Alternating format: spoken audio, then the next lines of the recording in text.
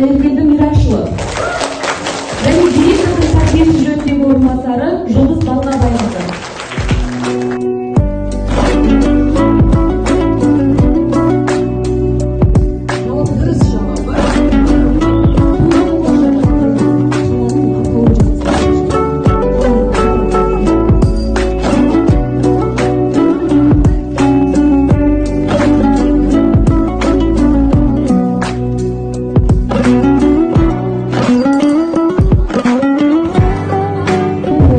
Колледждің студенті арнайы сіздер үшін бейне сұрақ жолдады, соған назар аударсаңыздар.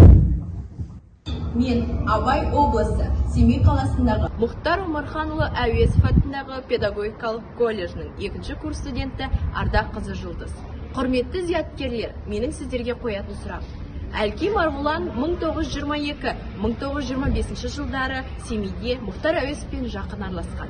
Дәл осы жылдары Мұхтар Әуезов Семей педтехникумында қазақ әдебиетінен дәріс оқыған. Сұрақ: Әлкей Марғұлан ұстазы Мұхтар Әуезовке қай жырды жатқа айтып берген? Дұрыс жауабы көр оғлы.